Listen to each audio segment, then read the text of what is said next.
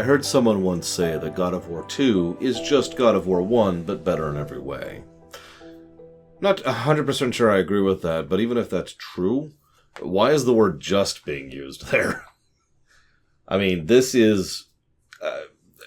I'm just giving away the bombshell. This is my 6th highest rated game I've ever reviewed, as of right now, under the current system. And I stand by that. This is a damned good game. It does suffer on the narrative axis. We'll talk about that later. But the gameplay? Oh, the gameplay was fantastic. And unlike God of War 1, which has a bit of the GTA problem I mentioned last time, this one didn't have any irritating sections or issues. It was just fun the entire way through. Where do I even begin? One of the things I like to do as a reviewer when reviewing, this is not just true for games, but for everything, is I like to do things side by side and get the immediate contrast between the two to really see how they line up with each other. It makes those differences, even the small and nay, microscopic differences, really shine a little bit more. And this actually happened relatively recently when I went from playing Psychonauts to playing Psychonauts 2 within the same day. Coincidentally, I also went from playing God of War 1 to God of War 2 within the same day as well. So that worked out pretty well. Sorry, still having a bit of a coughing fit. One of the best improvements is one of the smallest. And it's not one improvement, it's like 15. Micro-optimizations. The amount of delay time after finishing an attack animation before you can start a new attack was shrunk. The responsiveness of when you can interrupt your own animations with a block or a dodge has been improved. The specific usage of the camera, which if you remember, I gave the camera a negative in God of War 1. But I didn't give it 1 and 2, even though in both games it's the same camera, right? But more thought and more design was put to the 1 and 2. They very clearly wanted to make sure that you were looking at something that either you should be able to look at or implied what you should be doing going forwards based on where the camera's angling and what it's pulling into the scene, sometimes known as the Uncharted effect. Stuff like that, right? It's all little stuff. It's all tiny little micro-optimizations. But that's the difference between good and great. This is true across the board. The higher in quality you get, whether it's a CPU chip or a racer or a space machine or a spaceship or, a video game, the smaller those improvements are, but the more I appreciate them. I can't speak for anybody else, but that's how I tend to work. I really notice those little fine details when you get up there into the upper crust. And this is a game that definitely deserves to be in the upper crust, at least gameplay-wise. There's such a fluidity to playing it. The way that you can combo moves into other moves, the way you can interrupt your own combos with specials, the way that the magic spells are actually better. So, in God of War 1, you had a spell that was you'd stop moving, you'd go invuln, so it's an iframe thing, and you'd channel magic and it would hit everything nearby for a while you're mashing A. Cool. In this game, you plop down a little ball that channels energy into everything nearby for a bit and then explodes. You might think, what's the difference? The difference is it changes, it's one tiny change, but it makes it so much better by putting so much more of what's happening into your hands, the player's hands, which I'm always in favor of. It makes it a fire and forget, which means all of a sudden you are deciding, where it plops, and then you can keep playing while it's doing its thing. You can use that time to back off, or maybe pull up a chest that you've been saving in order to heal yourself, or to just try and, get yourself mentally refocused because maybe you're getting overwhelmed, or you can attack while it's happening, or you can layer them because you can have 3 of those down at a time, and you can stagger them too. Anybody who watched my VOD knows that I absolutely bodied Zeus by very careful and patterned usages of attacks and lightning. And that's the kind of thing that it allows you to do. By putting so much more of the choice in the player's hands, it just makes it better designed overall, my opinion. I'm not going to go down the whole list because honestly that would take a while. But this is true across the board for pretty much every aspect of God of War 2.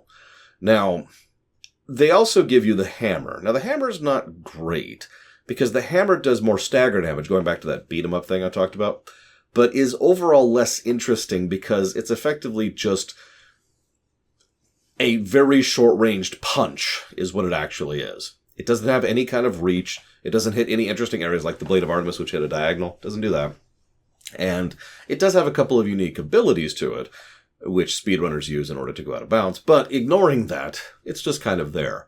This is all made up for by the spear, which is awesome. The mace does have one cool thing going for it. I'll talk about that in just a second. Because the spear actually stretches when you attack. So as you attack forward, you hit a huge range in front of you. When you do your sweep, it's a gigantic sweep. And there's 2 hits in the combo that are big hits, aka hits that do large amounts of stagger. The spear is a perfect weapon for certain types of enemy groups. And when you kill enemies with the spear, you get magic orbs back. Just like if you kill enemies with the hammer, you get Rage of the Titans back. Once again, not only giving you an option with regards to preference and how you attack, but giving you the option to refill yourself by attacking and killing enemies based on what you're using to do so. Now this ties into the fact that more thought and effort was put into which enemies give what when they die when you use the circle attacks, when you grab them and do the finishers. Nowhere is this more obvious than in the final gauntlet. I know, weird thing to bring up, but it just happened, so whatever.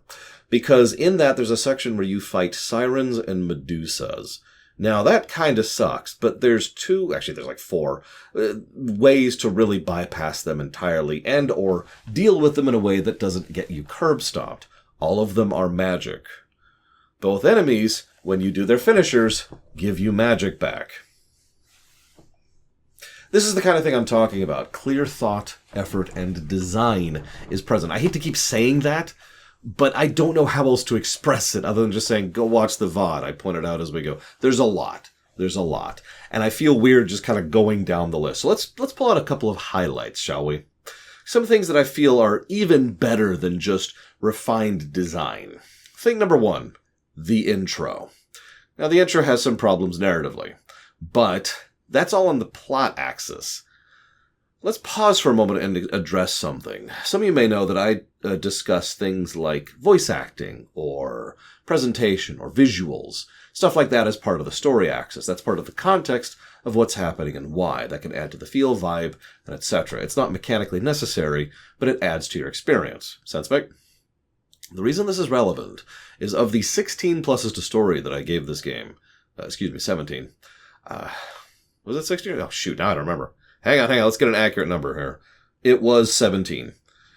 2 of those were for what most people usually think of as the story. In those cases, they were for a specific moment, and for some of a background element I'll talk about later when we get to the spoiler section. So in other words, the other 15 of those positives were for the presentation of the story. Now that's important to me. I do think presentation is important. If this was actually a really, really good plot underneath it all, then this would be a fantastic game. This would be one of the best games ever. Ignoring the fact that it already is one of the best games ever, but you get my point. It would be just smashing everything out of the water, but it doesn't have a very good plot. It has a very well presented story. And that's important. I want to get that distinction across because that's the intro in a nutshell. What is the intro if not just a fantastic showcasing of tempo, tone, presentation of the themes, of the ideas and concepts? One of the first things that happens, one of the first things that you see is Kratos is like, I will do this stuff. And Athena's like, don't do this. And then you go down and you start smashing things. Then the Colossus of Rhodes animates. As it's turning to attack you, the people helping to defend and work on it fall to their deaths. As it stomps towards you, it effortlessly crushes people without even noticing them. This is, if you're paying attention, Cthulhu-esque horror. This is Lovecraftian. No, really. It's the kind of evil that doesn't notice you're there.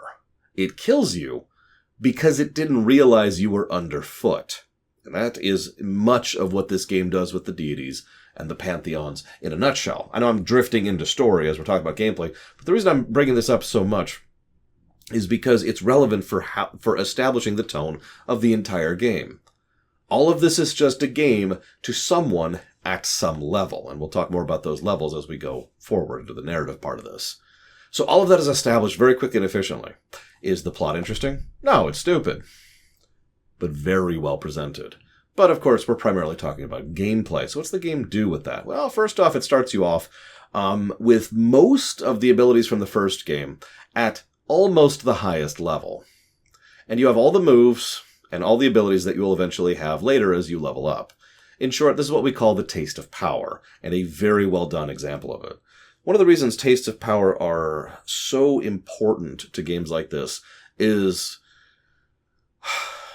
I'm so harsh about intros in gaming and outros for the same general reason. The intro is the first thing you see when you play the game.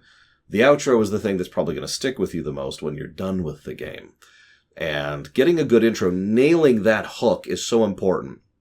And one of the problems a lot of games have, especially RPGs, but a lot of games in general, is the intros, well, it kind of sucks, especially on the gameplay axis. How many RPGs can you think of off the top of your head where you start off as a level 1 nobody nothing who has the ability to attack something and maybe one other ability, and that's it?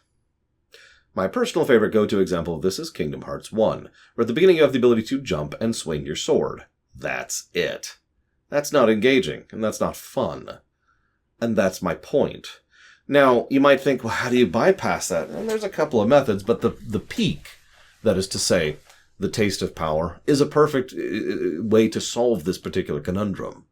Because it gives you an example of what you will eventually become, what you will eventually have access to, so you know the type of gameplay. It is a form of a demo. Imagine playing an MMO where you're actually allowed to play around with your character for a bit at, level 50 or whatever, just to get a feel for the character and for a feel for the combat and the gameplay. There are some MMOs that do that. World of Warcraft and Guild Wars 2 come to mind immediately.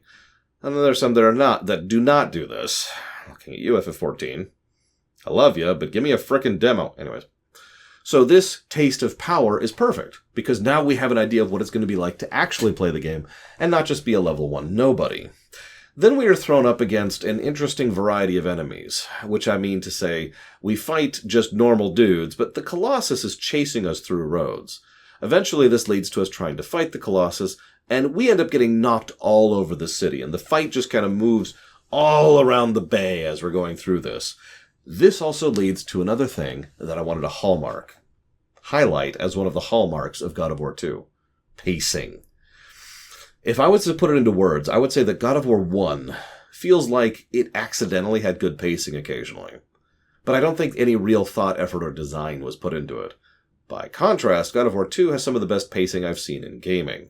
There is a wonderful tempo of big intensity, and then much more quiet moment, and then building moment, and then another intensity moment, another quiet moment, and it'll bounce around through these periodically, just in terms of gameplay throughout the whole game, all the way to the very end. There's even pause moments during the outro after we have defeated some of the final boss gauntlets. That's awesome. And it really gives you, once again, another insight into how the rest of the game is going to run.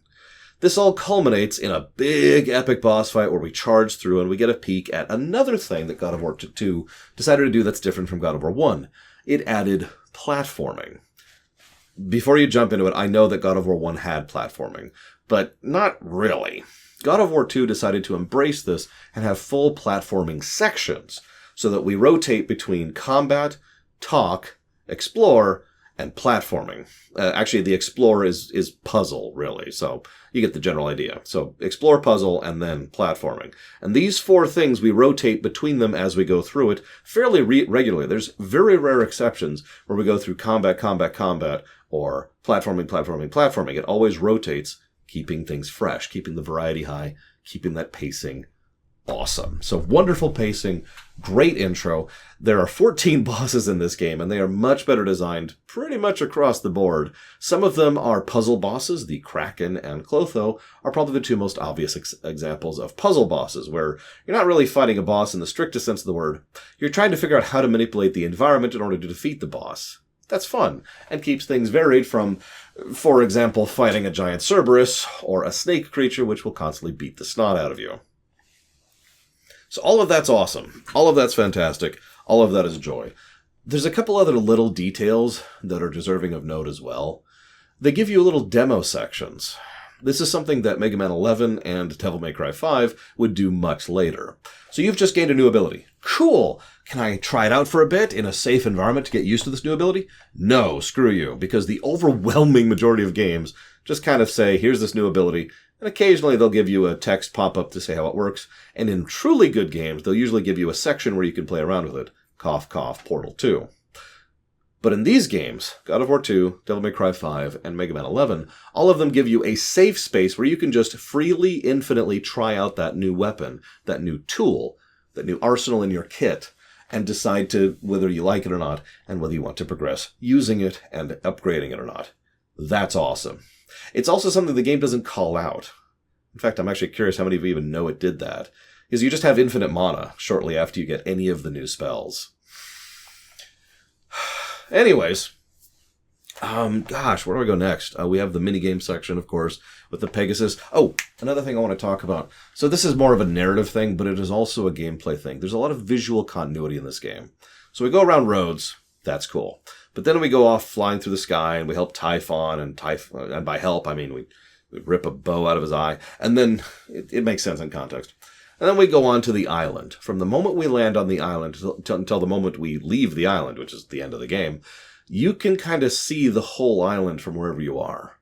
It's actually not very large for how... I mean, the game's not a long game, but it's surprising how dense it is, because there's the horses, the steeds of time, the opening temple, little jungle area, ruins and bog area, then the bigger temple, and then, of course, we've got the Phoenix. And that's actually it. That's the division, with a couple of noteworthy exceptions, because we go down to the Atlas area at one point. But you get the idea. That's it. But at all points in time, you could see just about anywhere else from wherever you are. So you always know where you are relative to your overall goal. And, intelligently, they decided to make your overall goal something really big and really obvious. A nice big landmark, which you can use to not only center yourself, but to remind yourself where you're going. A lot of good games will do this kind of a thing too, especially anything that has an open world, but that's neither here nor there. So we've got fantastic combat, excellent boss fights, micro-optimizations across the board, visual continuity, pacing. Does the game do anything wrong? So I played the PS3 remaster. It was buggy. Some of the bugs were just amusing. Sometimes the sound would just stop working. Sometimes it would play an animation and then cancel it, and then play it again. Once it hard-locked, as in I had to go pull the power cable on the PS3, hard-locked. At one point, it reached a point where I had to reload a previous save because I had soft-locked, because a puzzle started solving itself without me being involved, which actually broke the puzzle. I'm only mentioning this to warn anybody playing the PS3 remaster, bugs beware. But other than that, it didn't do much wrong. The difficulty options are still lazy and boring. They, in fact, this is actually a fun little anecdote, which I didn't know until recently. So what the difficulty does is it changes how much damage the enemy does to you, and how much damage you do to the enemy. The harder difficulty, the more they hit, and the less you hit. That's it. Very simple. Lazy difficulty, negative to gameplay. But one interesting thing is the way the game calculates enemy damage. Let's say, for example, that you get the enemies to hit themselves, which is relatively easier to do in this game than the first game. So that kind of friendly fire can be exposed, and they will do more damage to each other. But hang on, there's another thing. If you actually manage to throw enemies at each other, which is a thing you do with several of the throwable enemies, that does more damage because that counts as that enemy doing damage to that other enemy. So that's cool, too. Do I have any other complaints? Hang on. Surely I had another negative. Let's see. I guess I did have one other negative. But I don't want to talk about it. It's the final gauntlet. There's no mid-mission checkpoint for like a 5-minute fight from hell. Shrug. There's a lot of awesome things. The Athena's blades are still amazing. The music is really, really, really good. You know, someone's inevitably going to jump into the comments and say, you forgot to talk about this. These are post-stream summaries. This is not supposed to talk about everything. The whole point is the stream is the everything. And this, it's actually fun if you, forgive me for diverging for a second. The whole of my process of reviewing games is the stream is the bulk of it, but then everything else summarizes that to some extent or another. The post-stream video summarizes, and then the actual review document summarizes, but then there's also the blurb in the review, which summarizes. And there's also the highlights reel for some of these, which is also a summary. So it's like just layers of summaries, and you can choose how far up you want to go. And if you want the full story, that's what the VOD's for. Anyways, I can't gush enough about the gameplay, but we do need to talk about the story. So, spoiler warning, such as it is. Spoilers, spoilers, spoilers. Kill me, Kratos. Kill me. No, I'm sorry. So the plot of this game is pretty stupid. It's a classic Greek thing Zeus is like, you're going to turn on me, so I'll kill you. And Kratos is like, you turned on me, so I'm now going to kill you. Creating your own villain, being doomed to fulfill the prophecy that because you're trying to bypass the prophecy. Very classical stuff. Nothing really much to say about there. But the problem is a lot of characters don't act in a way that would be referred to as smart at just about any point in time throughout it. As I mentioned before, there's only 2 real tidbits that I gave a +4 for the actual content of the story. Now, I do like one of the things that's happening here. I love stories where political power is being shoved aside because one person got pissed off too much and decided, screw it, I'm just going to upset the status quo. Because that's exactly what happens here. As I kind of referred to before, one of the chess pieces got pissed off and said, okay, I'm not putting up with this anymore, and decided to go deal with the players. And I mentioned the layers thing. I'll kind of bring that up in just a second, but just reminding myself here. So he's like, and it's kind of an escalation thing because they pissed him off, so he goes against them, which pisses them off, so they go against him, which pisses him off. And if you pay attention, the overall tempo of God of War 1 to 2 to 3 is a non-stop escalation. Someone in chat, I think it was DJT, mentioned that God of War 3 goes up to 11 a lot more than the previous ones, and it totally does. It wouldn't have worked as well in 2 or 1, I think, but the fact that it's a non-stop escalation to that works well, especially since God of War 4 brings it all the way back down here, so a nice little pacing curve of intensity. But the cycle of revenge and all that fear and all that stuff, all that's just kind of whatever, interesting thematic stuff. But it's all really just set dressing for what's really going on here. Spoiler, and also proviso, this is a theory, not a codified fact. The Fates are behind everything. Now, let me clarify that for a little bit. We know that once upon a time there were the Titans. And we don't know much about the specifics. We are told that the mortals were cool underneath the Titans. We have no evidence of that. That's important, especially given something that'll show up. I'm going to kind of spoil 3 a little bit here, but something that'll show up later. It does show up in this game, so I feel free mentioning it. Nevertheless, at one point in time, we know that the Titans reached out to the Fates. Kronos specifically reached out to the Fates, tried to bribe them, tried to assuage them, just please, tried to avert his fate, because he was terrified that the Fates, which had decreed that he was going to be usurped by his son Zeus, were correct. Notice that Kronos doesn't go against the Fates. That's important. Kronos, leader of the Titans, does not go against the Fates. Okay. So, then we move forward a little bit more, and we find out that Zeus, who has been grown up and taken care of by Gaia this whole time, we'll bring that up in a minute, has decided to go ahead and, rally the gods and fight the Titanomachy and go ahead and destroy the Titans and destroy them forever and everything's cool. Cool. Okay, that's cool. So that was also decreed by the Fates. We also know that the Fates favor Zeus, and they tend to be okay with things being the way they are because it benefits them. If you're paying attention, the Fates directly put Kronos and Zeus against each other, and there's even murals where they constantly depict the Titans and the gods fighting each other, ensuring that the only one who stays on top are the Fates. Pay attention to some of the nuances in this game next time you play through it. Why do all of the people attack us as we're going through? Why does Perseus attack us? Or Theseus, whatever his damn name was. It's one of the us's. A lot of us's around here. Pay attention to why he fights us. Pay attention to why, not Jason, he's dead already. Theseus? Whatever. Dude with his wife and thing. Why does he fight us? Why does Icarus fight us? So many of these people, actually all of them, fight us because they are working for the Fates or trying to earn the favor of the Fates. Everyone is trying to earn the favor of the Fates. Even the Spartan dude, spoiler, that we end up killing, was coming here specifically to try and earn the favor of the Fates. And they dole it out whenever they want to.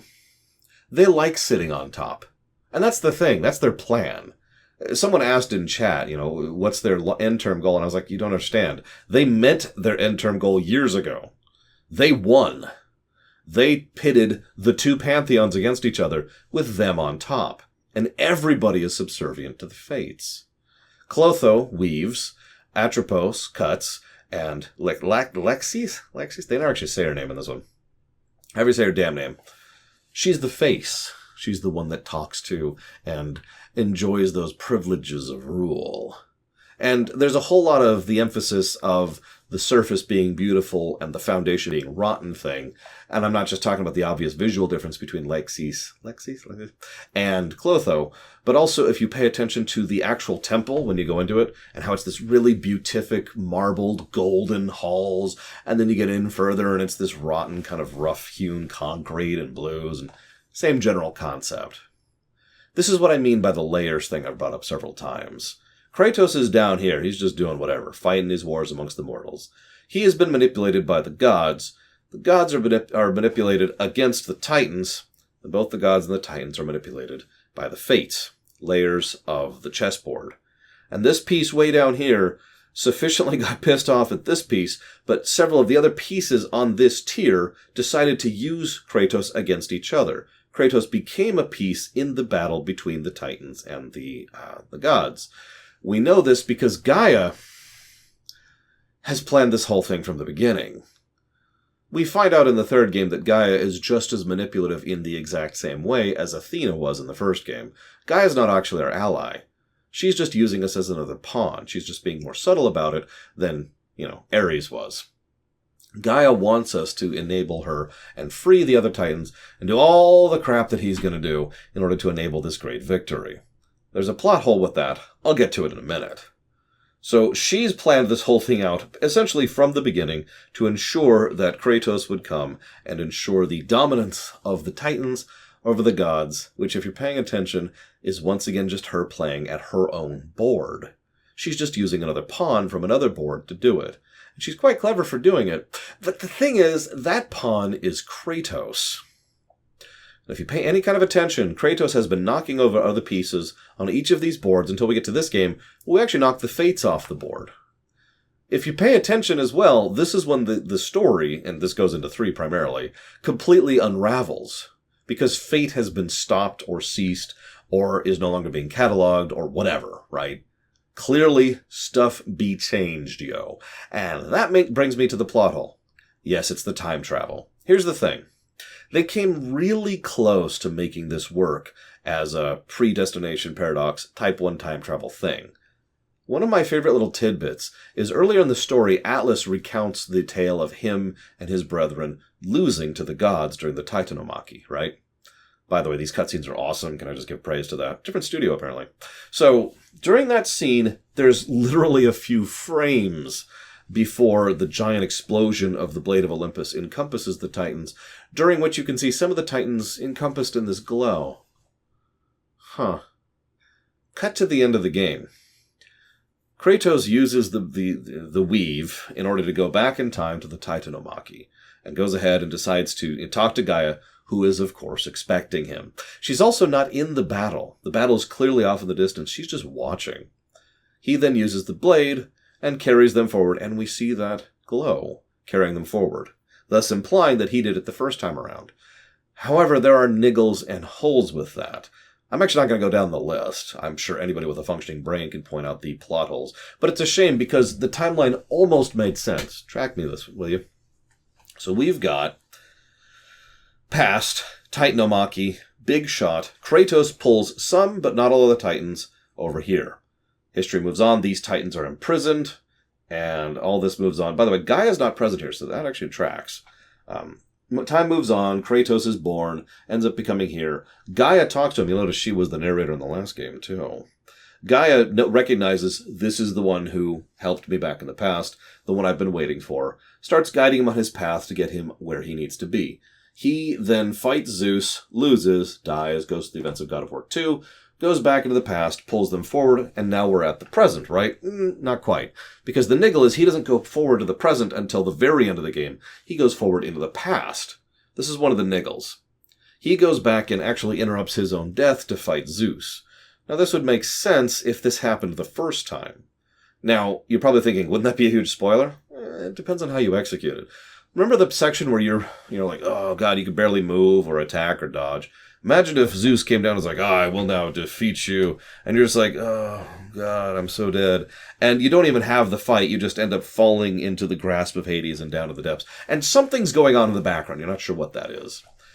Cut to the end of the game, and now we are now fighting Zeus a little bit, while past us is being pulled down into Hades, and then we go up and fight Zeus, and then we go forward.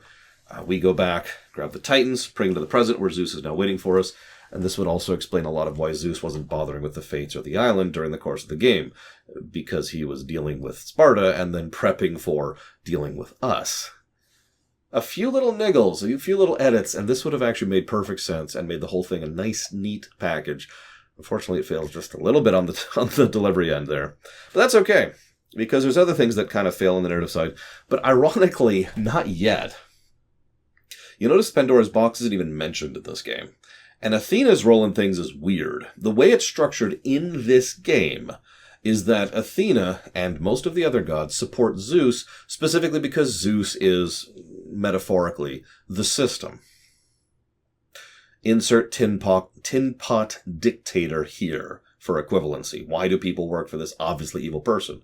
Because they benefit from it. Kratos, of course, didn't benefit from it, or kind of did, but ultimately the point is that, cycle revenge, blah, blah, blah, blah, and now we're at it. So now we're knocking over the system. And that's going to lead us into God of War 3, which is a reminder, we'll be streaming tomorrow at 9 a.m. Eastern Standard Time. Hope to see you there.